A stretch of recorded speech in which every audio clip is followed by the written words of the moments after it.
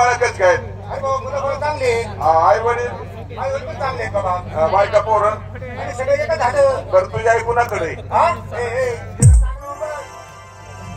मराठी शब्द म्हणजे तू अवघडच असतो काय तर तुझ्या आई कोणाकडे म्हटल्यानंतर तुला अवघड वाटलं अरे बाबा अवघड वाटलं तुम्ही भाऊ किती येत दोघं भावाचे भांडणं झाले वाटलं झालं सगळं घरदार वाटलं शिट्टी वाटली पैजोळा वाटला शेवटी जन्मले ते आई वडील यांची वाटणी झाली वडील कुणाकडे भावाकडे आई कुणाकडे माझ्याकडे वाट ठेवली ना जेवण्या खावण्यासाठी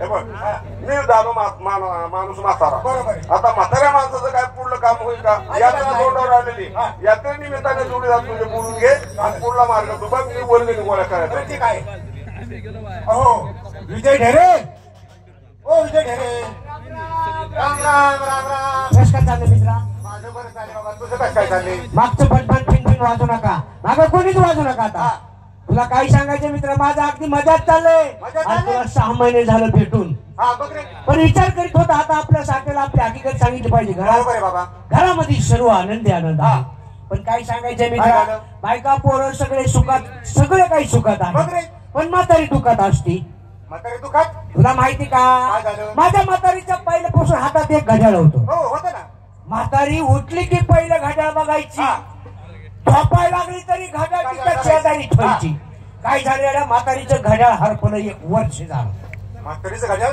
हरवलं अरे माझ्या म्हातारीचं घड्याळ हरवल्यापासून म्हातारी अन्नाला का पाण्याला जीवित सुद्धा अरे म्हणजे वाईट झालं म्हणायचं अरे वाईट झालं काय मग मी विचार केला की आई मावशीकडे गेलती तिकडे विसरला असं काकाकडे गेलती तिकडे विसरला मामाकडे गेलती लग्नाला तिकडे विसरला असं कशाचं काय आईला म्हणलो सगळ्याकडून निरोप आणलाय तुपलं घड्याळ कुठंच विसरलं नाही इकडेच गेले कुठेतरी तरी आई काय माझी सुधारणा म्हातारी लागली आपली गुणगुण करायला कोपऱ्यात बसायची मी म्हणलो आई जर आपल्या नशिबात असलं तर घड्याळ नक्कीच सापडलं मग काही विचार केला म्हातारीला म्हणलं आज तू जेवायचं माझ्याच बरोबर पण तुला काय माहिती का बाबा काही बी जर बघायचं म्हणलं तर त्याला पाहिजे चैत्राचा महिना अरे गाडवा सांगायचं तात्पर्य म्हणजे एवढं दुपारी जेवण केलं आणि शेजारच्या विहिरीवर आपलं जाऊन बसलो होतो मग चैत्राचा महिना कशासाठी पाहिजे गाडवा कारण कडक उन्हामध्ये अशा निर्मळ पाण्यामध्ये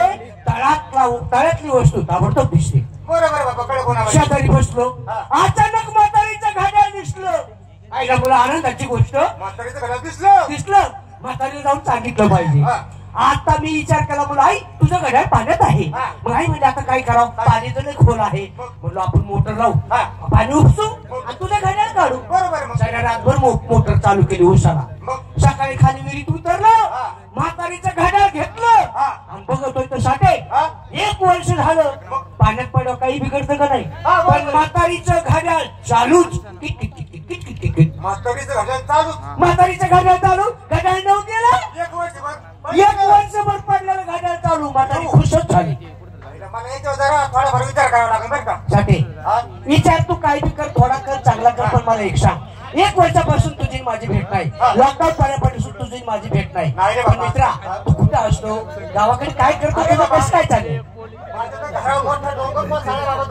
कस काय अरे 6 महिने झालं माझं म्हातारं गायब झालंय मग काय कर बाबा म्हणजे म्हातारं गायब झालं घरा सगळीकडे दुःख झाले बाबा शाबास अरे ह्या पाहुणेकडे जा त्या पाहुणेकडे बर पण कुठे काही म्हातारी भेटलंच नाही बाबा म्हणजे म्हातारं भेटलं नाही अजिबात नाही भेटलं अरे पाहुण्याला विचारायचं कुठे गेलंय काय मग काय झालं पण एक दिवस मी एका गावच्या विहिरीवर आंघोळीसाठी गेलो होतो मायला ह्याची बी काही भानगड दिसली का काय म्हणजे विहिरीवर तू आंघोळीला गेला आणि कपडे वगैरे काढली अशी उडी मारली विहिरीमध्ये भेट मी तळामध्ये गेलो ना शाबास मग काय तर इकडे तिकडे पोहलो म्हणजे तळाला इकडे बघायला लागला मग काय झालं पण काय झालं माहिती मित्र काय त्या कपारीमध्ये म्हातारे बसले होते ना माहिती घालून काय म्हणतो अरे कापडी विहिरीच्या कपारी साठ्या गांजा उडतो का दारू पितो का अरे नाही ना बाबा म्हाताऱ्या कपारीच्या विहिरीत खायला मग साठ्या मी म्हाताऱ्याला पाहिलं का पाहिलं तसं मी वरती आलं खायला बोलत शाबास बाप आहे मला येणार नाही बापाला तर पाहिजे आई वडिलांची सेवा 6 महिने झाले म्हातारा मला आता दिसलं विहिरीत तुला आठवून गेलं काय की मग काय तर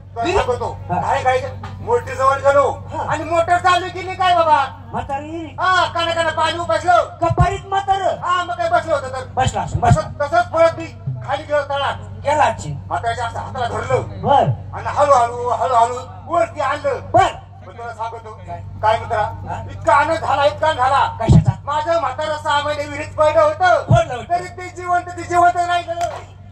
आईच्या खिचकुळ्या तोंडाचा मारला तुझ्या. काय झालं बाबा? इथं 10 मिनिटात माणसाचा भरवसा नाही आणि 6 महिन्यात तुझं म्हातारं विहिरीत पडलं आणि जिवंत झालं. आता तू मला सांग साठे मला एक सांग, 6 महिने म्हातारं त्या विहिरीमध्ये काय करीत होतं? तुझ्या आईच्या घराला जाळ देत होतं. तुझी काशी तिकडे कर ना, माझ्या आईच्या घड्याळाची खूप टाकतो इकडे. एकाला 2 गावची यात्रा आहे. यात्रा निमित्त पाहिजे उत्कृष्ट तमाशा. तमाशा आणणं दोघांचं काम नाही. तू आता जीवनात मित्र ईश्वर बारचीकर मला बोलून घेतो. अरे ईश्वर बारचीकर, कस काय चाललंय मित्रा? काय चाललंय? तुझ्या आशीर्वादाने आमचं बरं. माझं एक नंबर चाललंय. कसं काय? बघ ना चापसून. चला घेऊन चापसून बघल्यावर 1 नंबर कळतं का? घरी दारी चपी बाडी कशी आहे चौकशी करून बघ म्हणलं. असं म्हण ना मित्रा. दिसला नाही गावाकडे काही नाही, कुठं असतो राव. दुपारी घरी आलतो पण बायकोने आवाज दिला की ती घरी. ते आमचे बाहेर गेलेत म्हणे. बरोबर आहे की मग. कसं काय? मी काय इथं होतो का? हा लंडन. मायला लंडन तरी म्हणलो 1.5 महिना झाला कसा दिसाना गेला. लंडनला होतो. ईश्वर लंडनला जाऊन काय केलं?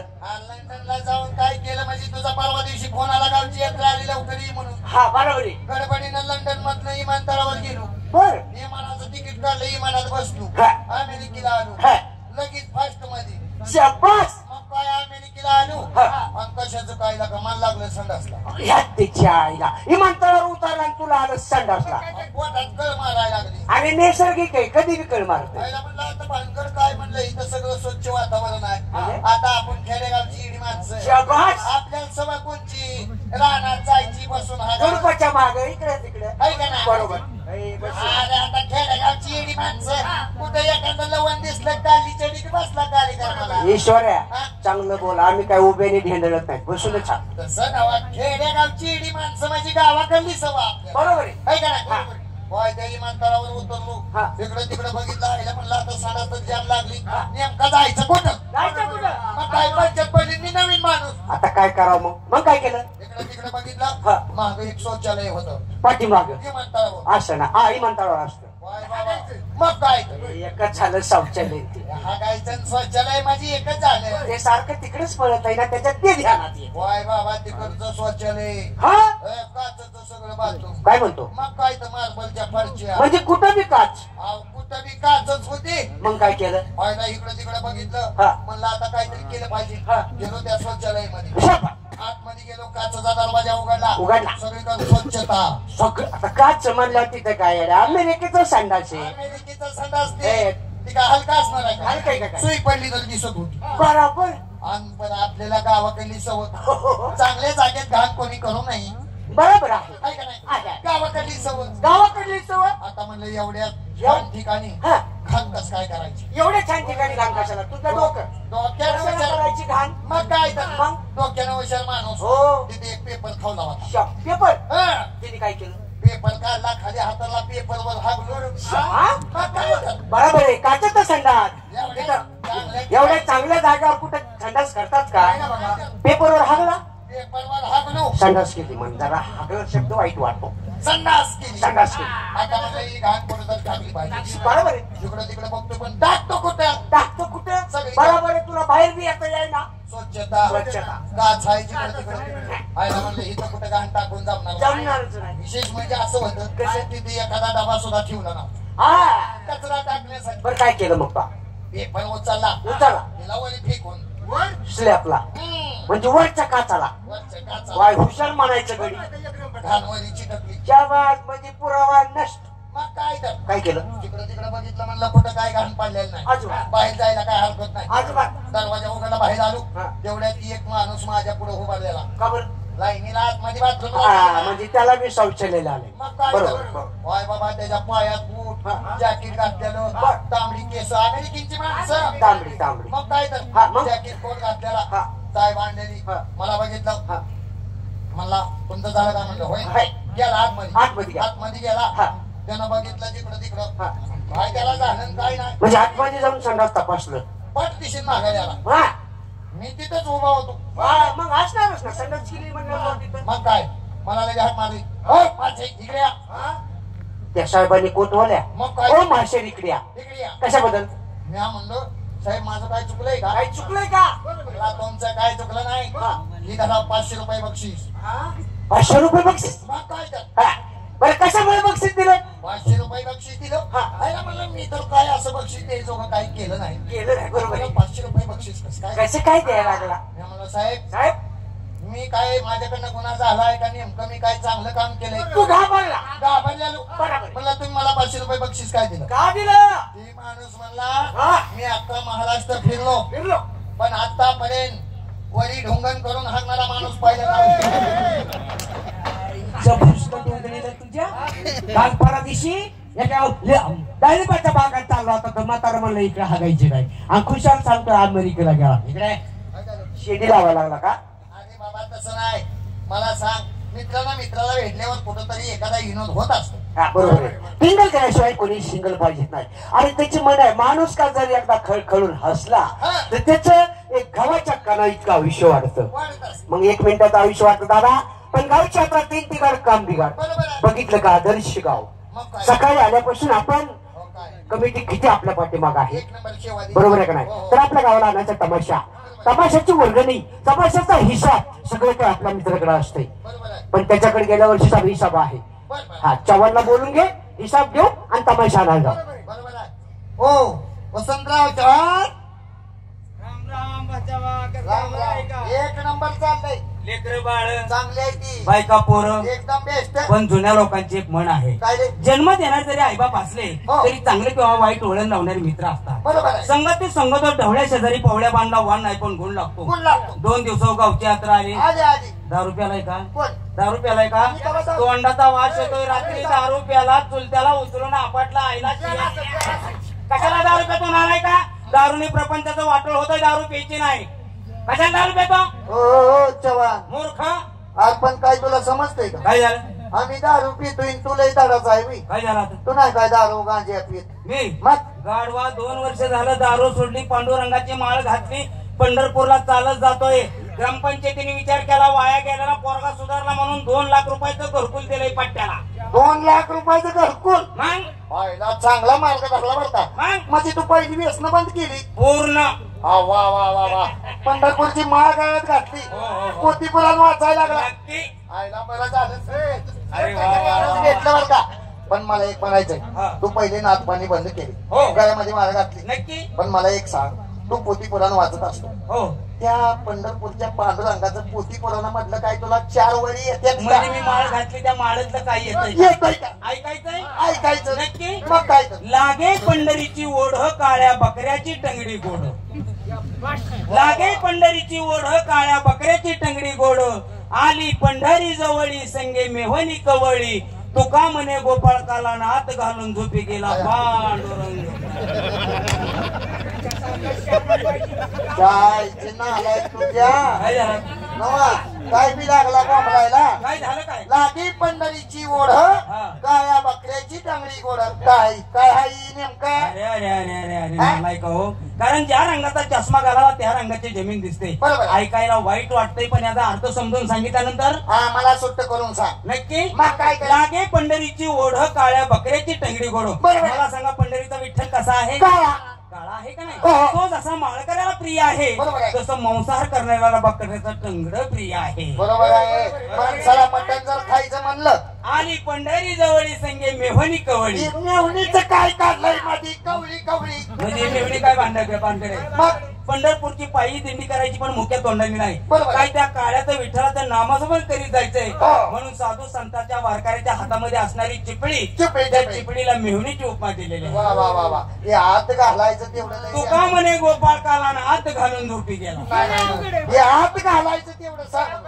हात घालायचं लय अवघड म्हणजे तो आतापर्यंत हात घातलंच नाही. आणि तो कायला हात घालायचं सांगायला लागला. हात घालायचं अवघड वाटतंय. मग काय तर नाही अवघड वाटत. तुझ्या गावात सप्ताह बसतो का?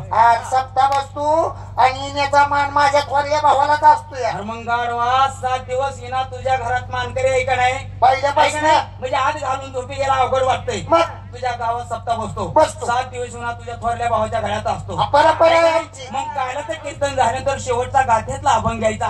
पाहे प्रसादाची वाट. बरोबर आहे. 7 दिवस ताटल्याला येणार, गळ्यातून काढायचा, खुलीत घालायचा, खुटीला अडकून ठेवायचा, हात घालून झोपी गेला पांडुरंग. वाईट वाटलं का? नाही नाही, ही तर भेटला मध्ये भेटू नका. अरे अरे तसं नाही बाबा. आधी शिकावी भाषा आणि मग करावा तमाशा. बरोबर आहे. कारण जगात जर अवघड भाषा कोणती असेल तर ते मराठी भाषा आहे. हो आहे का नाही? बरोबर आहे. बरं तुमचा काय विचार आहे? मला कशासाठी बोलवून घेतलं? विचार म्हणजे असा आहे, हा. गावची आली यात्रा, हो. त्याच्या निमित्त काहीतरी छोटा मोठा कार्यक्रम आणला पाहिजे. बरोबर आहे. आहे का नाही? मग आता कार्यक्रम नेमका आणायचा कोणता? बरोबर आहे. माझ्या नजरसमोर एक कार्यक्रम आहे. कोणता? 2016-17 मध्ये ज्या तमाशाला बर. आणि आपल्या अहमदनगर जिल्ह्यात आणि अष्टविनायकापैकी सिद्धटेक गावचा तमाशा बा सौभाग्यवती मनीषाताई सिद्धटेकर सर रेश्मा नारायणगावकर हो. यांच्या कार्यक्रमाचा शुभारंभ नाशिक जिल्ह्यात आपल्या आवडत्या गावात झालेला आहे. बरोबर आहे. रसिकांना एक विनंती, आमचा पहिलाच कार्यक्रम आहे. अगदी आपल्या शांततेमुळे आम्ही सुद्धा कार्यक्रम आपल्या मनासारखा करणार आहोत. थोडी इकडे तिकडे काय हेळसांड झाले असेल तर आम्हाला क्षमा करावी. आमच्या पाठीवरती प्रेमाचा मायेचा हात बरोबर. फिरवावा बरोबर. एवढी विनंती करतो. पहिलाच कार्यक्रम आपल्या गावापासून शुभारंभ होत आहे. हो. तर आपण एक काम करू, काय रे?